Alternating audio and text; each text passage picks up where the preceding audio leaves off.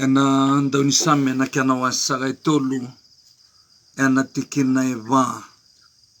awatangi veichava ena domongo asa rongodi o kokoya mana nona ul ni bono tambo ni andra ni sambula binakatalmai na lubisang ni kalau kuni sa sema rotal tikuma ena dua tale na mataka vo dua tale na mataka vivakan rati vivarota ital tiu kena ena non tambula kena non tamata vale na kalau na tamanda o ngustal tiu kena ni kalau ngustal tiu nga kena ni First Light Gospel Ministry me ubangayan ra ko bang bula tali tiu kani bikemani ena matanga ni ko ena ada tale ni non da turanga kena non de bambula nangoni turanga ko Jisu Kristo ni mersa ni toso na non da bengarabi o sa suratikanta ena bunu ndu da banga ndu warong tiu mai kena de kabina kami lolongan ulunda dan karabana kelo ena dua sanga na masu da masu manda tamai ke mamisaka mai loma langi na kalau lebu na kalau ndolo loma na kalau sanga ndono munuru kobi na kalau ekili munundo kai blate ni o kemani ndondo ngana kalau kasanga tale ndua me bango leikina varo roko na lengiti kenando kai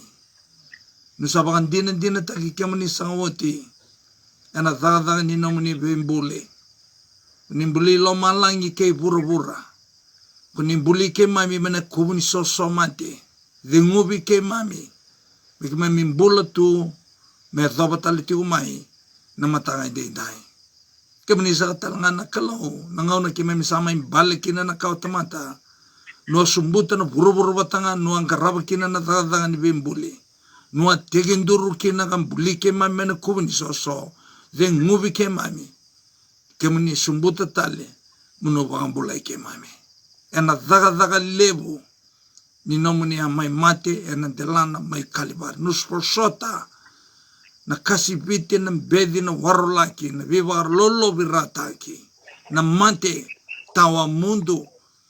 meke mami bulanga na lubiamune meke mami bulanga na kautamata imami kalau kuni siang walanga ni pangambulai ke mami kuni sok tabi ke mami boli tumai ena besing ke mami modi nambong ising nintu en rabi ke mami tu nalingamu ni lolo makalo bago mai kalibari ka buli ena ono no ndolu nembagi sawochi se marro ke mami boli tiunga ne zabatali tiunga indo tale na mataga bo saka indai o ke mani talangana ni mami kalo nusuleti ko be ke mami na inu ni ndona singa kuni na talebi ke mami lesta le mai muno mai koti ke mami kena ni mami di matubu wale urna lube ke mami makumbui ke mami miki mami leki tiko wata ke kemuni dona burbura asa mai ne mami tale en buku ni rai chiso e tau mundo ni mami kalau bakan dei taka tiko be ke mami ni burbura ke mami bula tiko kena na ngau nei dai e senga ni na bula tu ka tau mundo ena dona ngau na sana mai dhabakina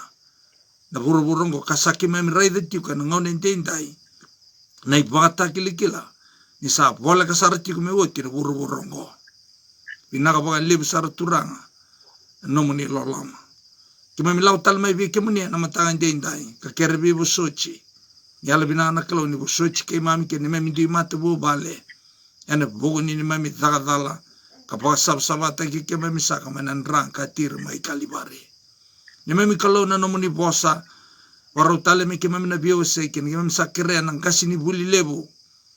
na yalo tambo ko ndu ngai tiko bana laiseni ni kenan do bagata buli dina nomuni bosa mi sakire ni yalo binana kalau ni tumber na mati ni lo ke mami na matagan dai na bali besar turanga nomuni lolo na bali bo kalibari na bali burna lebemuni ar santambe ka barong tal tiko mai ena do tale na mataga bo dai na bali besar turam sarongoda ni mami masu Jisu na isoro ni mami bangbola emeni Jisu nanonda iulutanga na matatale indenda e ka kotobango na kena rorongo total dependence on God na vararabi vakatamba gindua Bwana kalau nanonda lesoni sakirei derau kuni lakomantamai bata ke au ena samiti nga wase vitu wase tolu ena tikina e vitu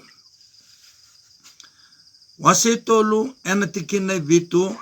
kana tikina ngo ni tu dhanke chuaba ni vakambula yao sai kemani kai vitira kedengana nungu meta ena sui nimbalundra kunisa musulang kana batindra nata mata dha kemani na vewe kani lomani na vagararavi buwana kalau vakatamba kindua se taudhoko entirely depend on God e vagatau ena tolu na kambimbi kuningule dava ena matanga indai nanonta vagararabita ka nambula i vala daungo nambula ongo maluma ongo buana kalau belateni kana i bola tambu vagatagi koya no kenda na tamata e vakawalenga na kambu ni mataka e dilanga menesinga se abuani yana nonda mbula tambu sagayani na tamata aseng nindondono me vawaya sama e vawaya ena buku ni nonda vagatara se nonda dingi kina i balada etuguna tanle na bosa ni kalau ni nonda mbula vakawalenga na senido mataka nga sera kamai layaka bisa ochta le bua aseng ni bakakina mane bakatiki buki borobora aseng ni nona ideal na kalau ni nona buli kenda ena ngoni ni bembuli me vatu ya na nonda mbula menda mbula mai menda mati e ambuli kenda na kalau na bio kani lomani menda mbula katawa mundo yena i bala da kwenda dingi kina na bio kani lomani gonabuna e mai musuki koso kina na nonda mbula me sa mai temporary me dobo tiko mai na matanga indai yenda ba malo enda baga binaka ba lebu saraki kalibari o ko esa resto ka ba skale sutali weekenda sei koya na mbula kwa enda baelia oya sei kwa na mbula tamundo ona bio kanilo mani ana nonda kalungata o kenda ena ngauna indai balata san nonda lesutale sei kwa na mbula tamundo sa solieti ko weekenda na kalau sa vonga menda dingoma na mbula tamundo na yalo tambo e lako mai me mai distribute taka weekenda na mbula tamundo kaungeti kanda menda dingoma na mbula tamundo yana mbula tamundo e tikon dundunga wana lubiana bechiso karisto kabi kanda na mbula tamboya ena matenchoni na kanawa se lima na tikene tin kandua God has given us eternal life sa soliwati weekenda na mbula tamundo sa vonga menda dingoma ena vanga bauta e tolo na kambimbi na bio kani lomani endondono mo kakuni ngule dava merani kachi kina bavinaka na mbula ni vararavi buana kalau da sana ngauna endando lako levi mai ena ngauna enda so tavi kina nandrendre ena ngauna na bio kani lomani enda dhongata kina endua na ngauna nandrendre ni nonda mbula dova kayali kina na nonda vararavi buana kalau balata e vunongo e tolu na kambimbi ngo engan dreba na kalau minta bulide na matanga nikua me rauni ndambe ndeitiko na nonda vararabi buana kalau semani vada vanendrende ni bulanda sutaba enda na rabitiko nga buana kalau ndo na turanga ngo chope enda kilana kena itala noa ena ibola tambo ena lebunika e poka dorobuana teboro yen deitiko nga okoya wana kalau e vindi koso e ramate na luvena e alina nona manu ngo na biokani lomani e milioni na ka e dhaga taki voila wana vika voelia Yen de tiko ngako chope buana kalau. Salai oti mai na vara rabine otina. Salaki yado tali mete maki koe ko otina. Yen de tiko ngako chope buana kalau. Lebih okani lomani. En deo ko en belata na tolu na kambimbi. Entar na tumika na mataga ni kuwa. Nei matai sei koe na kai voto kai na knowledge of God.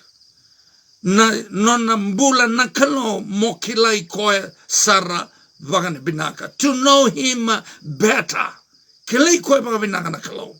Beta ne seni rao na vio kani lumani. Mo vara rabitaka na no mbula bua indua ko sengani kila. You need to know him better. And nangai better kina na no mo vara rabi. Ni chip line na no mo kilai koya. And a chip line talanga na no mo vara rabi be koya. Uka embimbi tu kina na nonton to bulida na bosi ni kalau. And a bass singer. And the bulida menda kilai koe kina vaga binaka. Ninda kilai koe vaga binaka. Na vio kani lomani. Karunika enambasi kamai na nomu kila na nomu nro vewe kani vata ke koe.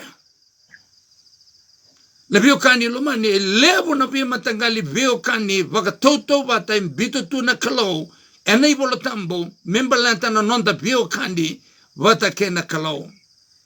Lima na vio kani lomani ovia tarabe kenda ena matagatala indai. Dua say koe au koe na nonda creator God. So na vio kani tiko na kenda maliwa o kenda vata kena kalau na kalau o koe na nonda down ni bembuli o kenda enda kambuli na vio kani lomani o koe talanga na nonda ivagambula o sabaka tu sarau tiko vikenda na kalevo me da kabo ko chiso e mai bosota na mbedi na warolanki membeleti iko vata ke yao. O ko talanga so tabi kenda tu ene besinga our sustainer God, not only our creator God, our redeemer God, he is also our sustainer God. Na dayo di ngubo ne besinga. Na matini singa dila be iko ne besinga. Na kemu na memu na nomu isulu. Na beokani lomani na sustainer God ongo e marro iko tiko bawenanka. But na keni ka ba ni veo kani lumani ni ka en den dono me matata be ko wana kalongo o koe na nonda deliverer God. O koe na done singa na lesu tale mai mena mai sereki kanda na burubura mbale ene burubura balabalada en da mbuleti ukina menda koti kanda kina nonda koro na nonda koro koe soli tau manda ve kanda mai na ivakatikibu ena ngauni ni bembole ko enda mai vagaelia enda vuku ni balabalada chisu sabale lesu tale vikenda na nonda koro oya yana koro tamon the eternal kingdom, the heavenly kingdom. Ona vio kani lomani ena matara indendai na dhavana vuna e the kava kina nakaloki vikenda na ivala vagaturanga oya na ivala vakai tamera kabaka yananga oya me lago mai me bully kenda me lago mai de bio kanilo mai me vambule kenda dinanga ninde sayado kina isova nimbeno na kama tamata yese lago ngame ukoya me mai mate me mai vambule kenda segani me bully kenda ne siliva kenda kaula sene bi kai dada wale kai kenda nei bolotambu e me buli kenda ena nonan ra tanlei ena nona mai mate me buli kenda lesu talikina na kawatamata ona bio kani lomani e tiko e na katoli ni kalebu na bio kani lomani na relationship e la homai me bambule kenda mbleti ni tiko na vewe kani e so tabi kanda tiko na veisinga. Dinanga ninda buti sebata. Dinanga ninda tamata I valabalada. It is the relationship. Ena kene katol matai knowledge of God. Kene karua na bio kanilo mani sei koya na nomu kilai koya vabinaka. Nyo koya na nomu kalon blata o koe na relationship na bio kandi lomani o koe the cover kedi kina na kawaya na dhamana non the relationship ate kena kalau o koe na tamanda o koe na non the tata na bio kandi lomani kunindo ngule dhava waya anabune babuli de kina ko chisu ena masini turanga na madio na kena wase ono mana tikina idio kena tikina tini katolo kababu lidi kenda kina ninda lako mai buana kalau ena maso nda lako mai da buti ko ena kalungo ena non the relationship our father tamai ke mami sereni tamandanga eso kundo bangi ngota ni ndo masu tamango kundo masu bana kalau tamango masu bana kalau tamai ke mami etamai kumar etamai prasad etamai fongo setamai detale nabio kandilo mane tamata todo ko etamanda nakalo anabuna nabio kandilo mane ndo kina mendo kinda baki kemuni na lube ni kalau ni sayandra na lube ni kalau blata ni kenda enda lube ni kalau kakakunindo bangingo tanka kakunindo bangingo tanka ni songa e lube ni kalau e so senga ni lube ni kalau senga enda lube ni kalau todo ni varong tu mai ena matanga ndenda uyuko na kalo mani uyuko na nona toko na kalau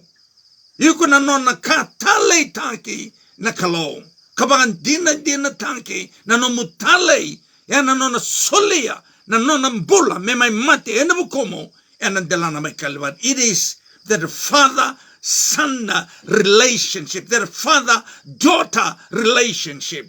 nabio kanilo mani ena same wase tolo endona veti kini volatambu tanle e toka kina tikine ba kana tikine ba au tangi ve kemuni choba ena ndomongo arongodi asa rongodi yau kokoya sena tamango maina nona uli ni banu tambo rongoda na bio kandi lomani ni omasu ena burongo e rongodo kwena ndomomo o tata o tamanda e rongoda nandomonda maina nona uli ni banu tambo ona bio kandi lomani na yao ni banu e tiko kina ko tamanda mengi rongoda na nonda maso na yao ni banu e tiko kina na kalo mengi rongoda na nonda maso sena ni kara o rawa ya na bio kandi lomani na mati ni singa mandanga semberi nindua se lesu chimai na mati ni singa erse rawalanga ni radaka uira nandau bandindike seikwa na yao ni burongo kina mati ni singa karadada tak ni raute ni donan rau 50 karua pondi saiba diwa na milioni na kilomita ni yawa ni buruburan darumbula kina wata kena mati ni singa segani ka voleka na bio kandi lomani kebaka indua na wangabuka se indua na ka obondoka ka kena totola indua rau tolu sangabulu na maile indua na yawa na buno didiwa ena raunta ni wote ono sangabulu karua na embaki kona gayado kina mati ni singa na bio kandi lomani na yao mandanga ni mati ni singa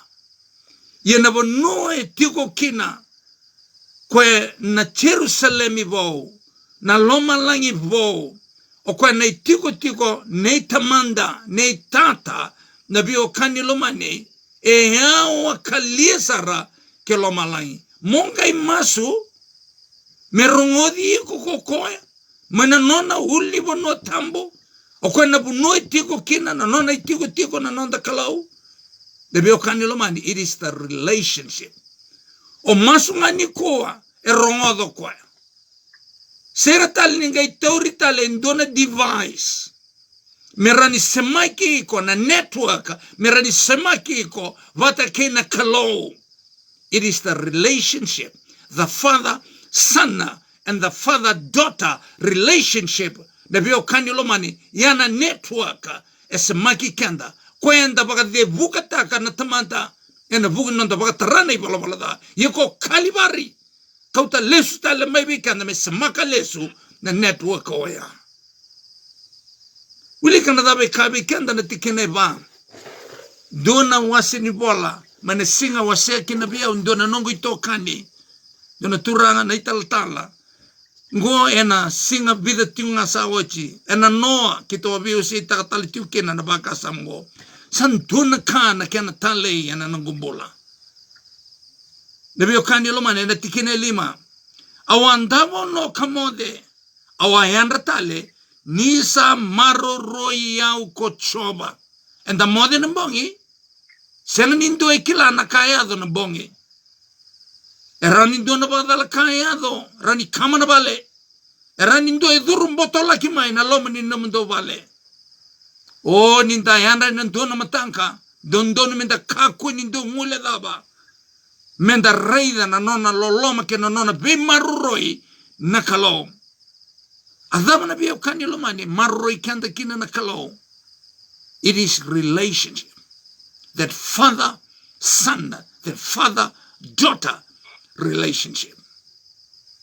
Okenda na nonda biyo kani mandanga bakatamanta e baganraki no nonda biyo kani na lo mandanga nonda matubu vale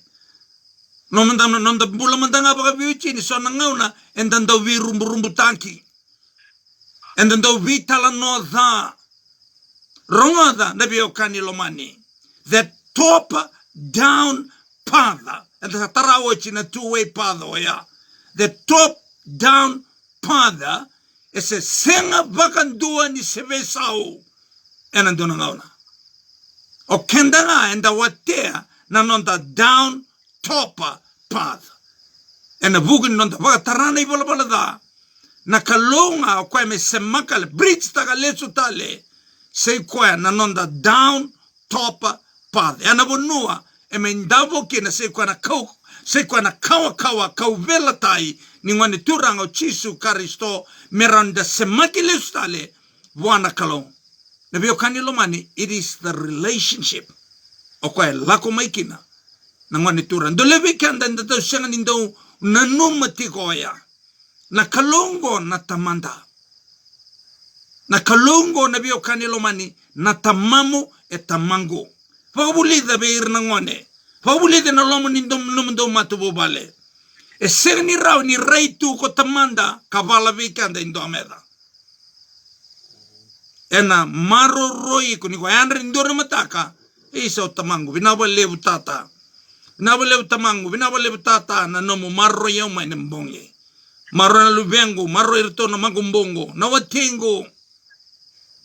na bio kanilo mani tikina ono ona senga ni rerbaki era le undolu bakatini balatana daba balati ni kilanti koko tevita ni kilanti una tamante ni kalongo ni otanta ena marroi kwa ke chini mandanga na undolu na tamate tui matamu kona senga ni tanga ya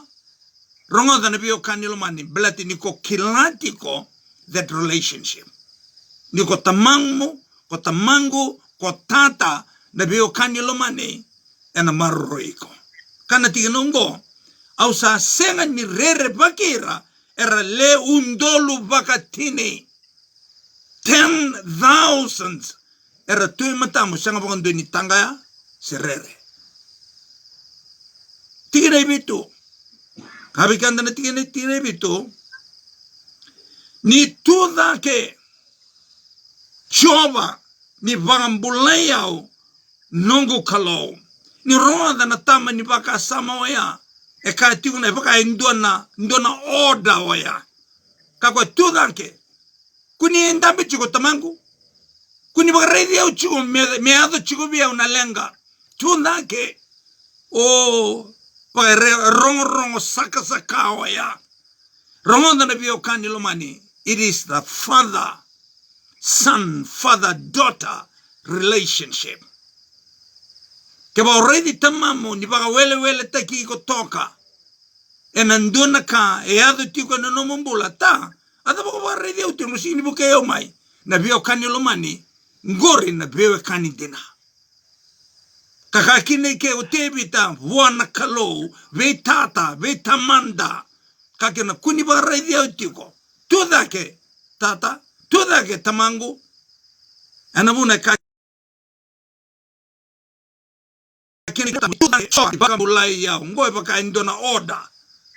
lebio kanilo mani yana ni matata na close relationship ni okwe natamanda lebio kanilo mani en vao ya sarana no mu language ni obosa wana kalau ne kaso mna tikenera sai kemoni kae biti ira kedengana nongu meda en sui nimbalunda so tal na kene pakapakanteo ne polo tambo uira na kengo meda tamango o kemuninga no masuka na sui ni ngalendra bo done tal no binanka oya kemuninga no masuka na sui ni ngalendra ke kaso mna tikenera kunisa musulaka na batindra na tamata da tamango di tuda ke mera moku na kengu meda me kamusu na ngalendra me kukuru na bachindra na beo kanilo mani na relationship oya toto batanga nirsan lango mena tamata mera beo balabata ke irko ko kadibi no muta ta podulaga manda mera kamusu na ngalendra podulaga me kamusu na bachindra na beo kanilo mani. What's so serious here is senga ni ngalendra, senga ni bachindra. It is the close relationship of father-son relationship. Lebio kanilo mani obia tumika na baka samongo bekanda na matanga indai. Ena lebu na ngau na ndanda sotaba kina na nuingawa na tanga ya. Waka usibe na kena tarai vuru tiko na ngau na indai. Se kwa na mate da kapaka toka iti na COVID-19.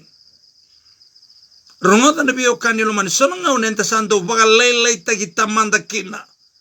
Menta sa rere baka se kwa na AstraZeneca.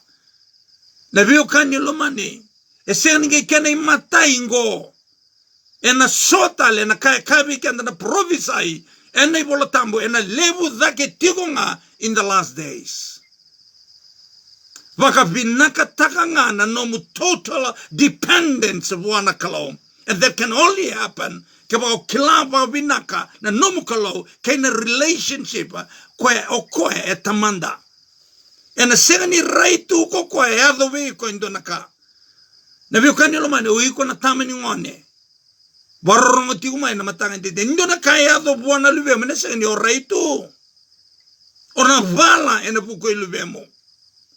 Na vio kanilo mani kebaka era bangandeo tiko sona tamata na ngau na indai ena bukuni beba kadadani e ado tiko memberleta na AstraZeneca na vio kanilo mani segani na raitu na kalau mena ado vikanda na lenga ena rani baka waidhala taka ena ngonda kebaka tiko e ndo na vandida na bukuni tike nongori kako nindo baka lele taka na kalau ngo sabakasa kapaka itamera tali tiko vikanda na idula sa lele tali na nonda kalau sa lele talo tamanda na vio kanilo mani laiba tiko na kalau ngon kwena e senga ni ndona kaukawa ena rugo ni mati ni singongo me usibita na kaukawa e tiko ve tamanda kasabakan dina taki koe oti ve kanda e mbuli kanda mane kubuni so mate en tambale na kauntamata e mai rumbe balo loma tale vo sota nambedi na wani turanga o Chisu Karisto ena delana mai kalivare yana bio kanilo mani na true relationship o yana bio kanilo mani se kwa na bio kani binakata na kalau menda bio kani kina se bio kani tabanga bagadaka Se vio kanida banga waka matabu vale waka kaibata toka matangalibata se odeinga na vio kani na kawili tiko na iwasa ka baka toka your neighbor na we kamu na vio kani lomani raida na vio kani o iko bata kena kalau be iko na nomu vio kani wana kalau e baka tau tiko na nomu raida na nona baka vio kani te iko na kalau ke behiko me mai mate ena vukumu o tamanda ne bio kandi lomani ya indone leso ni lebu bekanda na ngone ndrendre anda lago durumatiko ena ngone ndendai o katale ke baka ehado endoa na kanda me baka sara sa ado tu ena nonda burubure na ngone ndenda na lebu sa viral tu ena nonda vite na ngone ndenda e sei koya na beba dandani ni AstraZeneca na bio kanilo man sabaka yali kina kauko ni kalau sabaka yali kina na baka tamera ni kalau ni rawa ni valu ena bukonda kendina na baba ndeoya na bio kanilo mani kati ko bikanda na nonda leso ni na matata le ndendai paretaka rambale ena tikine ono au sa senga ni rerpaki rerele undolu bagatini kasombo era sa baka voliti au bagavalo endo lang adula ka ndabitano tignongo yengo ka weekenda era senga walanga ni tuba wabu kiti yao na tini na undolu na leo ni matai valo era tuba undolu bakai valo era baga moto era baga ndakai era baga selewau lebio kanelo mani esini kaike era baga matinidula betongo ndo alanga matinidula ndabitano chikona ike era baga yautaki bagai valo au sengni rere belatin chiko tata au sengni rere betin chiko tamango o kwene sengni raitu me daga via ndo naka au nitaka na bio kanelo mani na mataka tale ndendai ni na rani uke kanda balonga tata ki kanda na kalau na bu ni nonda tikina raitunga ki kalibari kesa rawa ni mai mate ena bu komo amate dabanga etu matamo o kwena kawaita ki ko kena kwena marro ki kena o kwena tango maki ki kena kata tarawo china kena buli ke ba ndo mandanga na nakida etiko membaleta na wani mate ungo na kalau etiko bona lewa kekilana kalau niko sa ready ena rani batarana kalau momati kebo sa ready berat dati ngana burburungo enta bagarota gitu kena burbur sampai ramai sebebe adau tala kena mucu tala kena burbura niko sa ready yana sang ni batarana kalau me adu kuna mati ena marroiko sema di bagata pananganga ni dula na bio kandi lo mane rongada ke baga se tiko tala ambe temu akemu yanga ena burburungo kosa ready gai tiko tala anna na nomu assignment e kadivi ko kina kalo me bagata ichoni o ko bolana i bola ni bagata kila es daka buana matagali veiva mateida banga sanga bondo ni materawa e turango chen belatin si chiko na nona job number me bola ni bagata kila me vingoma na rai votu ni tugu ni bola ni bagata kila kabola belati ni tiko tale na nona daka e ai marro iko akina ne bio kanilo mani go indonga matinidula enda vital no tiu kina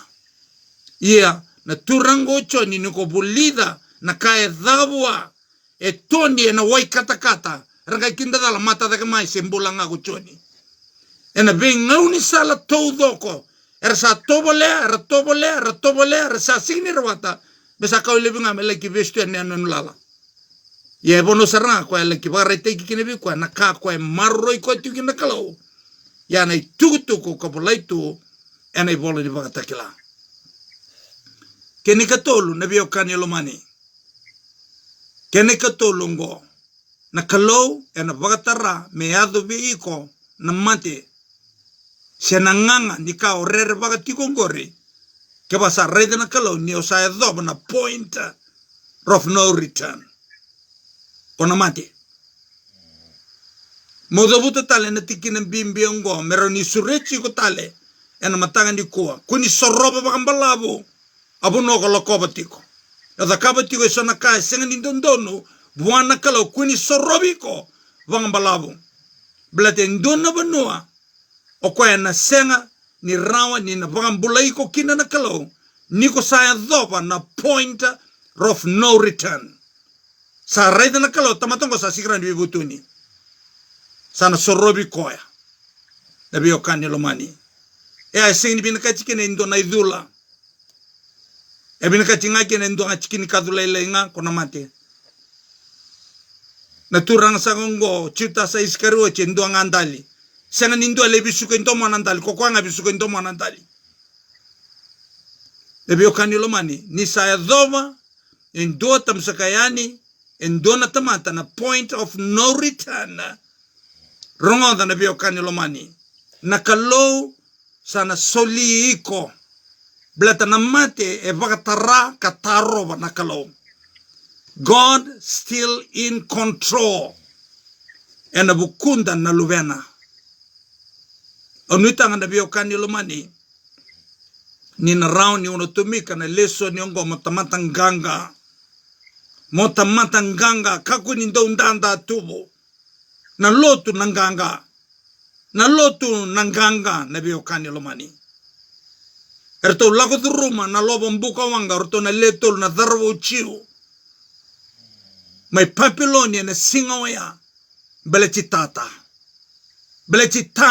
belecitamanda erto kilaba binaksartu that relationship erto kagurto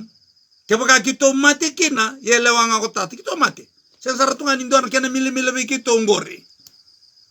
kabaka kakotata mi kito mbula kito nambula uli ko binanan mo ibola tambu ene tal noya runa karto do butorto kebaka nanito kalau ena marroi kito otata na marroi kito na lombo wanga kabaka senga mandanga kebaka bakatara mandanga tamai ke otata mi kito mate kito na mate melewa chunga kotata me kotata kile kito boka binaka kebaka kila kotata ni kito sa ready kito na mate kina kebaka kila kotata ni chiko tale sone nito daka mi kito banjine Babiloni kito na mbula nabi okani lomani ura mandanga na tamate era kauchirto ya ni kina lobo mbuko wangen sapa kata iba bitu era mate ya nabi okani lomani e maro roi irto nakalau yana lotu na lotu nabi okani lomani ni ko kilanga bagabina ni tamamungo na kalongo e tamamu rauta bagabina kasartonga na lotu ya sanangai muria tu kedanga mai na kato do ko ndonu mo kota kaba to manda mo bambo taramanda na kalongo e tamamu anda bone babuli dikende kene mendo masuwa tamai ke mami mai lo malani sama semakale ustale that broken relationship na ngoni turang o Chisu Kristo ena dalana mai kalebari dolanga no masu tamai ke mami sang mai lo malani kalau lebu na kalau ndolo loma winaka boka lebu na numuni bosara tali ke mami ena mataga ndai ni alo winanga na ni memi kalau ni babuli de na mateni lo ke mami mi ke memi kakundo rere se tangaya salele itale na non rarere uire rasini lotu arere ka sabala tini ko sa lebu saranga ku rarere ku rakati ko ni lotu ku rakati ni rakele ke mani ye bina wale buna lesoni me buli de na matani ko me ke memi kele ke mani ni o ke mani na tamai ke mami ke mani na ni mami tata bina wale buna yalo tambu bina wale bo kalibari bina wale buna lubia mani erantambe karabalo ngata ke ni tugu me buli ke na matani ko Chisu ne soro nene mami bambula emeni Chisu obombo teni daba bini bena kata itamanda ena matanga ni kuwa ena nona round ni mai wasia tale weekenda na nonda bio kanindi na menda kunda urere se tangaya no sababa bini bena kata kina bios kuni sarabati ko mai se kwa na beri na bio se ena matanga ni kuwa ena taunda ko ke viti ke kemni talanga na barong tiumai na non tabuno lomani sango biti we kemni na sema online tiumai na telefoni binaka boka lebu Nano mo vagatara tiko na kalau me vos tiko be iko. Pinatal nga pa ile be kamani nandaw be masulagi tiko mai. Masulaga tiko na bata-bata ni Bengarabi ni First Light Gospel Ministry. Kena itugutuko me solia na kalau na itugutuko. Ikun sulia indo antamata ni itugutuko. Na babin me nga tagi talanga na nomo ni ndaw linga tiko mai na buku ni soli. Meron ni baga nga tagi tiko na kena top up tagi tiko na nonda data. Kene karua se kona kena semati tiko na wani taliboni. Kara semati ko mai kena ena conference call ena be mataka saka sa antala ko betingo na kena ikabani ambaki. Ni nonda be tauragi tiko mai ena wani taliboni. Baga ni binakatagi tiko kena na kalau kay kemuni ena buku ni tike na waya. Ia me toma na matanga ni matangka ni mode ni bagadengo ni kalau ngata sa chiko.